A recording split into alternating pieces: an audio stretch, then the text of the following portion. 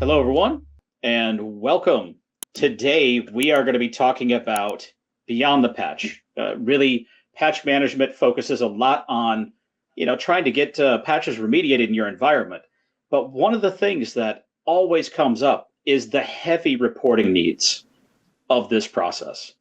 You get asked all kinds of questions from all different sources. You've got to provide audit information and remediation information and all kinds of trails of information about what gets remediated in your environment. That's what we want to talk about today. So with me today, well, for those of you who don't know, my name is Chris Gettle. I'm Vice President of Product Management for Ivanti's endpoint security products, which includes our patch management solutions. And with me today is Susan, who is our Principal Product Manager. She's been working very closely with my team to build out the Ivanti Neurons reporting capabilities, and Patch was the first target of building out that functionality. So Susan, thank you for joining us today. No worries. And go ahead. Chris, I think you have to start calling me the analytic authority, man. And there's a reason for that. I have more than 10 years of experience in analytic and AI. And for the last 4 years, I've been involved in Ivanti. I birthed the analytics and dashboard solution we're about to see. And to top it off, I have a master's degree in data science. I think I kind of earned the name of analytic authority. You definitely have more authority in that space than I do. I just have very specific domain knowledge, which is my value on today's call. That's absolutely. So for those of you who haven't been on an event with the Goldcast platform before, just a little bit of housekeeping. In the UI, you're going to see the slides here in the middle. You see you'll also have access to chat and Q&A. And in between there's a docs section. Underneath that, you're going to see some content there that's available for you. One of those is a link to our Ivanti Live series. So this is coming up in the month of May. We're going to be coming out to a variety of cities around the globe, and we're going to be out there to talk about the Ivanti strategy, vision, direction, product-specific improvements, and other things that we're doing. I will be at several of those, especially the US events, talking about exposure management, which brings together patch, vulnerability, and many other things to really understand that overall exposure to your organization. And of course, reporting will play a big part of that as well. Today's conversation is going to jump through a couple of things. We're going to talk first about the importance of analytics, especially as it relates to patch management within the Neurons patch experience. And then Susan is going to do a demonstration of the reporting capabilities of the product. This is a set of capabilities that we've launched over the last couple of releases, and we've got more coming, that additional enhancements from a reporting perspective. Alongside that, Susan's team has also been working on creating this great dashboard designer capability within the Neurons platform that can take advantage of the different data sets that we have, including patch. So Susan and I are going to have a little face-off after we do some demonstrations. I'm going to be challenging Susan with progressively harder analytics problems, and she's going to build us some dashboard elements to show how you can build out the right level of data and visibility for your organization's needs. Susan, sound good? Sound good. So, well, before we go into the challenge, Chris, why is analytics so important for patch management? Why did you invite me to work on it in the first place? So I've been in this space for a little over 20 years now, and traditionally reporting has accounted for roughly 40% of all feature requests that my product group gets in their products. The reason for that is, hey, great, you've got a canned report that does most of what I need, but I need this additional column, or I need it sorted in this way, or I need you to pivot the data in this sort of way. So then we go from like canned reports into more dashboarding and custom reporting and all sorts of other things. And then the ability to save off those reports because you need an audit trail for 13 months, or notify different people with the right level of details. So email reports and other things like that. Reporting is a very heavy part of the patch management process, even though we don't often talk about it that much. So as we looked at the reporting needs of our customers, we decided to take a step back, do a survey, and figure out what are the main things driving your reporting needs. And we really found that there were 4 types of questions that our customers get asked on a regular basis. I need to know the state of devices in my environment. So give me a report that can tell me devices, what's missing, what's installed, and more information about that. What date was it installed? Are there vulnerabilities tied to it? Things like that. Then there's the opposite of that. I need to know about a specific patch. So if you are worried about today's work that you're doing around the patches that just released this week, you've got an OS update that's resolving a 0-day vulnerability. If you want to do tracking specific to that update and the status of it across your environment, you need to be able to say, show me the status of a specific update. In this case, the April OS update for Windows, and tell me how many machines have that missing or installed. That gives us the ability to understand those 2 pivot points, device-based, patch-based.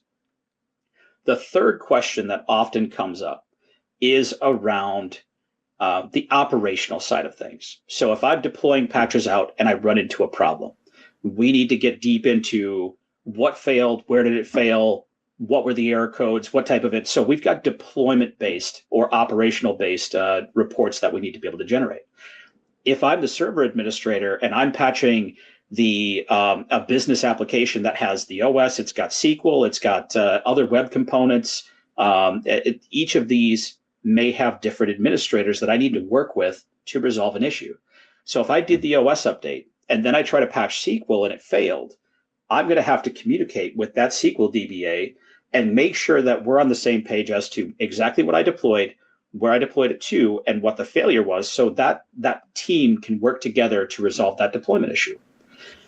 Now comes the next part, and this is kind of the evolving part of where we're going. This shift from operational to exposure-based mentality. We need to be able to identify the risks to our environment, how long we've been exposed to it, and be able to show when things were remediated. So the security team has been doing more of this type of reporting in vulnerability management solutions for years. The patching side is really heavily making the shift over to the same type of reporting because we need to work together and communicate the same level of data. I'm guessing many of you on here today have been asked for this type of information from your security team.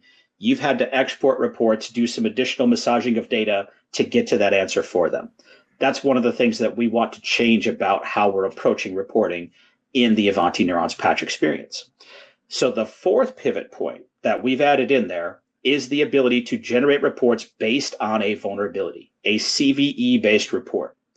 So rather than me having to go and figure out if I've got a vulnerability that happens to span multiple platforms and even multiple applications, I don't want to have to figure out all the applications that vulnerability is tied to and then generate a report on all those applications. Just let me ask for that specific CVE. If that CVE happens to be both in the Apple OS and the Windows OS, and also the browser, it's a shared component across all of those, that one CVE should be able to show me all of those different patches across all the different devices that's affected. So that is the 4th pivot point that we've added into the cloud-based reporting that isn't traditionally in patch management solutions that you would see on the market. They're usually additional reports that you would have to generate or customize after the fact. Now it's more out of the box. So that's 4 of the kind of critical pivot points that we've got. Now, if you look at the screenshot there, we've got a whole bunch of reports here, and we're going to see that in the demo. There's a summary level and a detailed level of each of those 4 types of questions. But we have a 9th out-of-the-box report. This is more ROI-based. Give me credit for the things that I've done. Those of you who are always trying to report on compliance, first of all, the compliance reporting experience in Neurons for Patch is we've got a lot of customers who are giving us great feedback on that. We've had some banking customers that took it directly into their FDIC audits with their auditor. They went through it and showed them what they could see. We're getting really good reviews on that. It's based on that type of exposure-based reporting where every update is calculated against your SLA from its release date to install date, not from your operational This is the day I started patching. This is the day I ended patching. So it's a different mentality once again. But even with that, you've got this challenge of everything that I've done, I'm still always chasing that compliance bar. So this last report here, this maintenance report, is giving you some feedback on all of the activities you've been doing over the last, 90 days, 180 days, even year. How many patches have I deployed? How many vulnerabilities have I resolved? How many known exploited vulnerabilities have I resolved? For those of you trying to push your organization to say, hey, yeah, let's keep doing our regular monthly maintenance, but we also want to do things like weekly updates for critical applications like browsers that update more frequently. We want to do 0-day response. This type of reporting will be able to show you, hey, we started doing this, 3 months ago. And since then, we've been able to push more patches faster, resolving more vulnerabilities and specifically more known exploits in a faster time frame by doing that.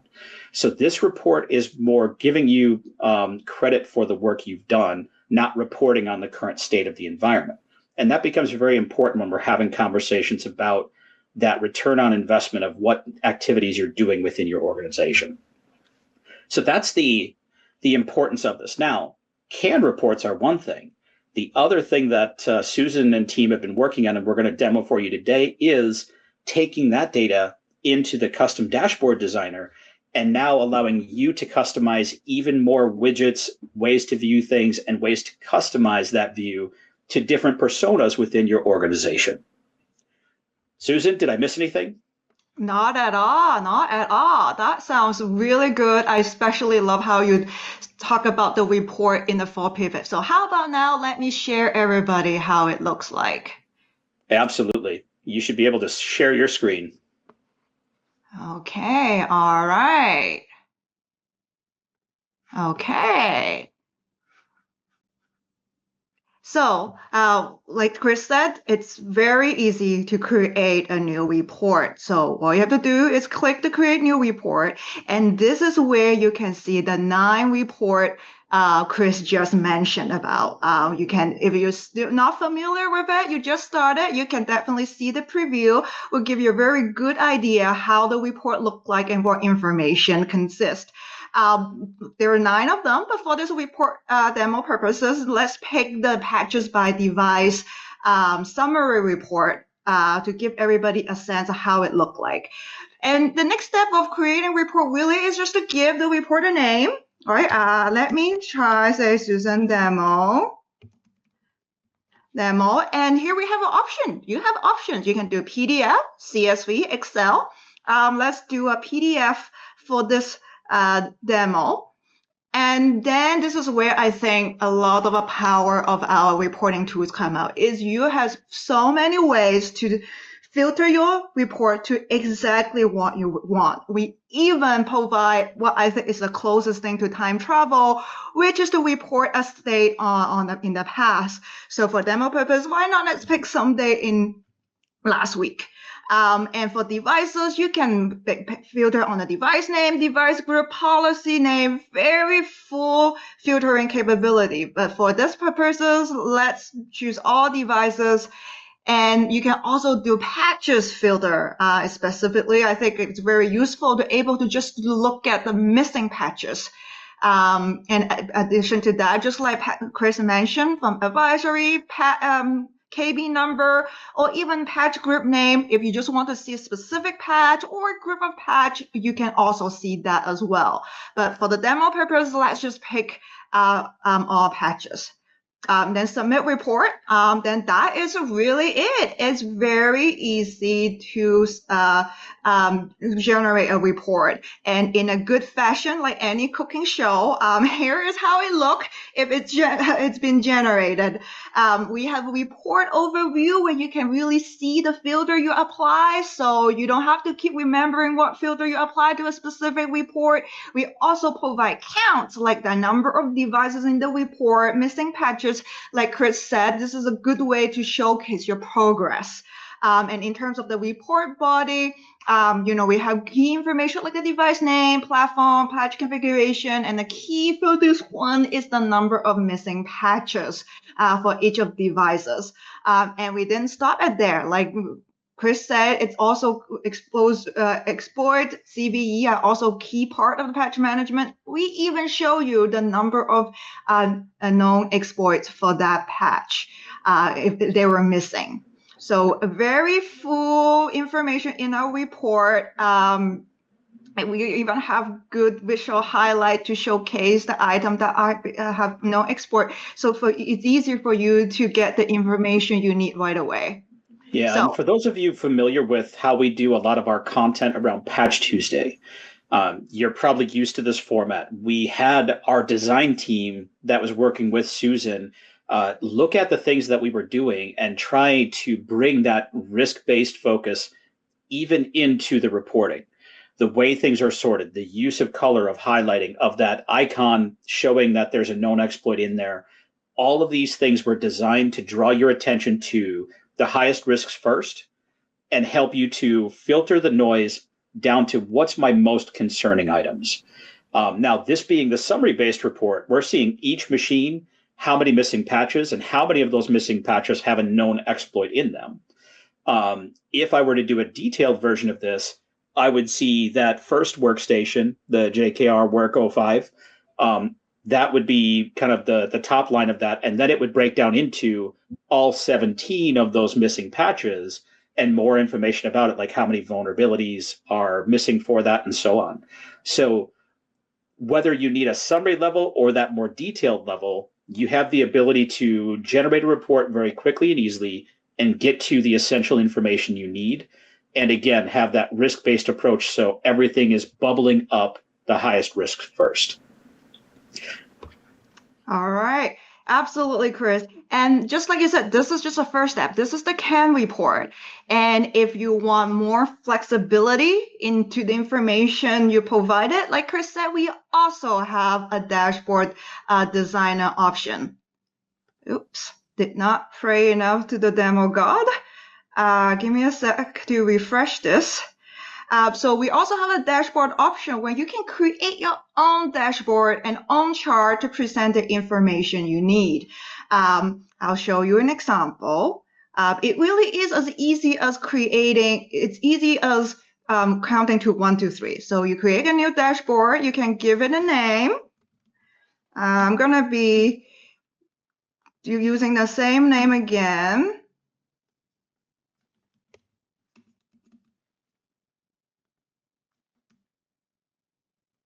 Okay, give the dashboard a name. Then you can go straight into creating a new chart. For our dashboard designer, we provide 2 data sets. The first data set is the device patch scan, and that is where Chris said it's the view from CVE, advisory, patch, and devices. So this information, and this is also one thing we're really proud of our feature here, is we tie those data sets for you already. We did all the pre-processing, we joined the tables together, so you can have one view into one data set. And the second data set we have is the deployment history. That's what Chris mentioned. It was the operational data set to see if the deployment failure or not. For this next demo, how about I'll start with the devices patch scan data set. You know how the report I just showed you, it shows you the number of missing patches per device. How about we do a more visual presentation of it? The report is good, it's well formatted, but what happens if I want to communicate that in a chart? And I can show you how to do it. So you pick the data set. In this particular case, how about let's choose a bar chart. We just want to show the number of missing patches per device. And then step 3. The step 3 is pretty much where you drag and drop your fields into the correct fields. And this is once again what I said, we pre-process all the data for you. You really don't have to worry about anything except just to drag and drop. So in this case, let's go for a horizontal bar chart because it shows the name better. And this is also me to show you that our dashboard is so flexible. You can even choose the orientation of the bar chart. So for example, now let's say I want to see the name of the devices, right? So we can have device name as the y-axis. And then I want to see the missing patches. That's it, right? Very simple. And we already have the missing patches field for you. So all you have to do is drag and drop. This is the time when if you're new to analytic, this is probably the point where you get a bit, don't know, a bit confused what is the aggregate? Aggregate really is just a math. What kind of math are you doing to the data you're presenting? In this case, we are counting the number of missing patches for each device. So we are not finding the maximum. We are not, we're not adding up the number. We are counting. So in this case, count this thing is the good choice here. And just like that, you easily create your first bar chart. But of course, this is information is not that presentable yet. We probably want to focus on the top 10 highest number. Again, our dashboard is so flexible, you can easily do that. So all you have to do is first, I want to sort it by the miscount, and I want it to be sorting ascendingly. And then I just pick 10. I just want the top 10. And voila, just like maybe 10 clicks or less, you have your first chart with representation of the devices with the most number of missed patch. Isn't that easy or not, Chris? Are you That seems pretty straightforward. That's cool. But let me ask you this. So we have a lot of rich data in our platform. You showed me two of the highest level values right now. I got devices and how many missing patches on them, right? That's pretty simple. What if I wanted to know more about the specific exploit types that are missing in my environment? Oh, absolutely, absolutely. And this is where, I keep mentioning it because we did a lot of work in the product background, and we pretty much joined the view from CVE to advisory to patch to device. And you can easily do that via our same device patch scan data set. In this case, how about we do a different type of chart, pie chart? And I can show you the number of devices in number of missed device in each exploit type. How about that? So to do that, you can really think about, first of all, think about what you can breaking down your pie chart by. In this case, well, we want to see the CVE exploit type. And then the next question you ask is, well, what are we counting? In this case, you actually have option here. You can just count in total number of devices. Or in this case, I think you really want to see, Chris, is the number of missed device.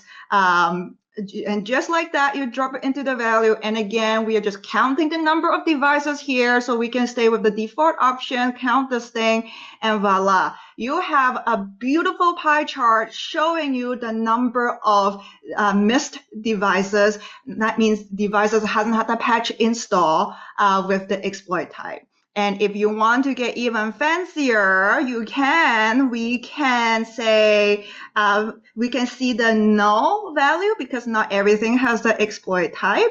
So we can even filter it by the exploit type and say, I only want to see the non-null one. And voila. You can see that in this demo environment, remote code execution is the most common exploit type by the number of device who hasn't been patched. Cool. All right. Here's another one. Okay. We've got a fairly rich deployment history part of the patch management solution. I could see a list of all the deployments that have been occurring. I could even see kind of a top 10, like here's the most common deployment issues that have occurred. One question that I've been getting is, okay, show me deployments across time. Show me the last 30 days of my deployment history and give it to me in a visual format so that I don't have to scroll through a whole bunch of data and try to, make sense of all that. Like how much am I deploying on a regular basis? All right. I mean, Chris, you are going easy on me, aren't you? We can definitely do that. In this case, we will make use of the deployment history data set.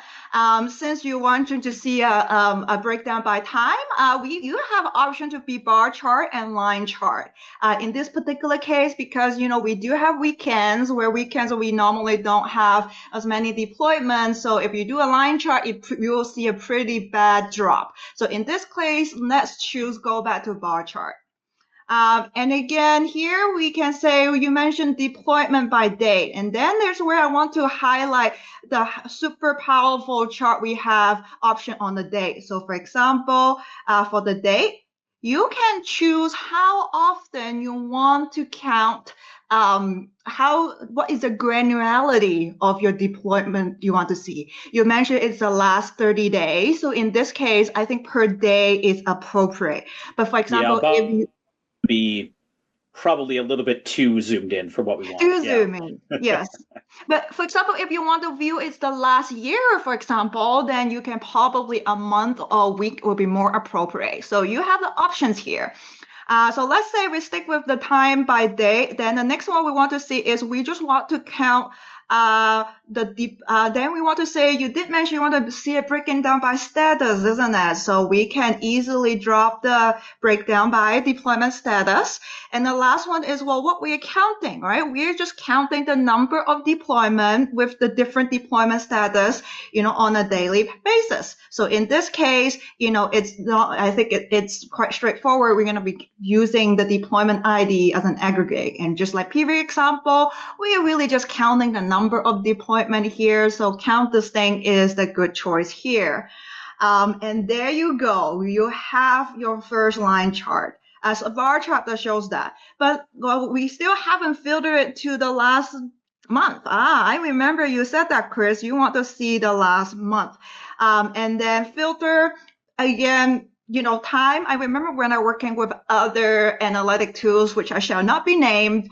Time is always a difficult field to work with, right? Not only a lot of time you have to parse the date into the white format before you can manipulate them. Manipulate them, it's itself always a bit tricky, but not here. We did all the pre-processing for you. So you can just easily say, I just want the last month. You don't need to worry about anything else.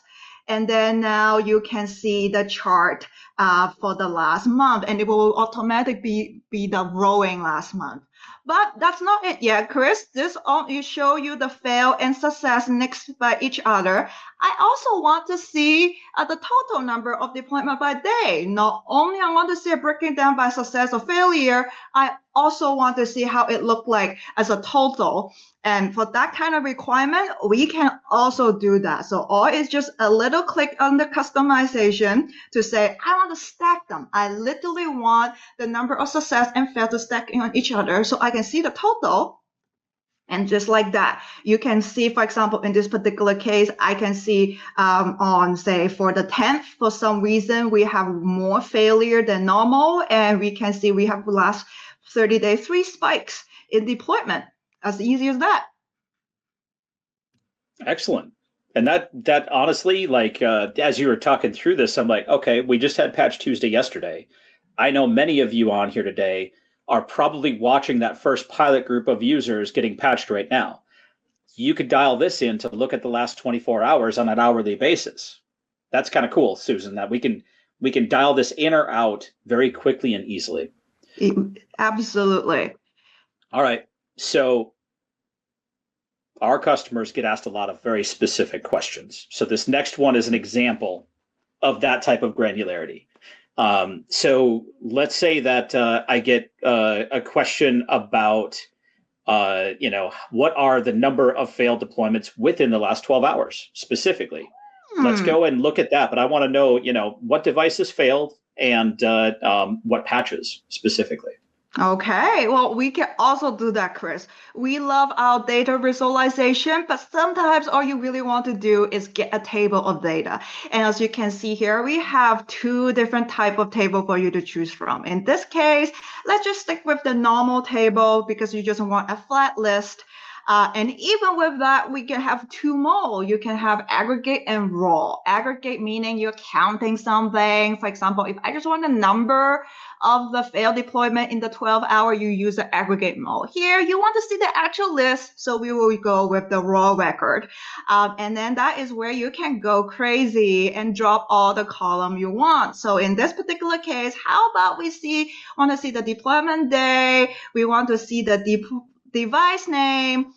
We even want to see, for example, which patch that failed. Or you can absolutely do that.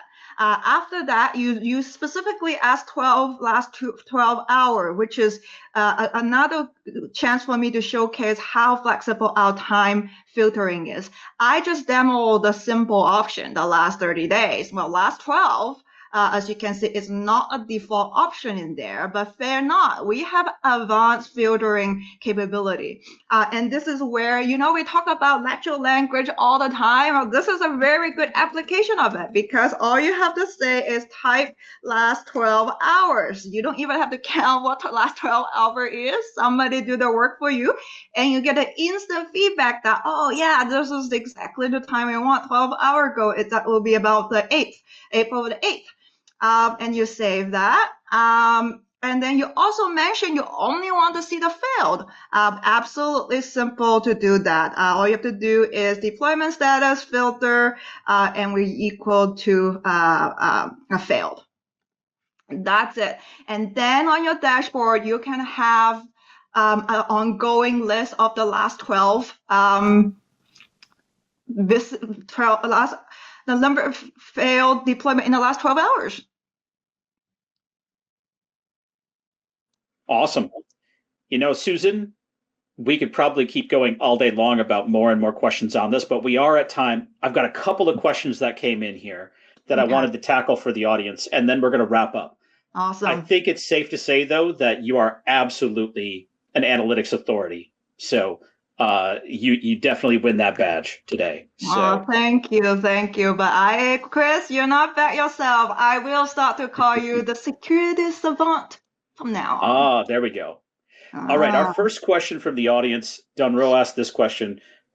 Is this reporting capability available for EPM customers? So this is the Ivanti Neurons, the cloud platform reporting capabilities. So for on-prem customers, the way that you'd be able to take advantage of this would be if you're investigating the migration to Neurons. There is a hybrid SKU that lets you continue to use the on-prem product alongside the cloud product and be able to push data from on-prem to the cloud. So that would be kind of the starting point for your journey to cloud. But this is specifically the reporting capabilities for the Ivanti Neurons patch management experience. Now, this same reporting feature set is going to be expanding out to a number of other product modules within the Neurons platform. So those of you who are using Neurons, if you're using it for inventory, discovery, healing, other things like that, we will be adding more and more out-of-the-box reporting to this. But the CAD report, or the dashboard designer, if you saw, there were already dashboard data sets for devices. And didn't we have people as well, Susan? Devices, people, yes. Got it. So yes, that is how on-prem customers would be able to take advantage of this.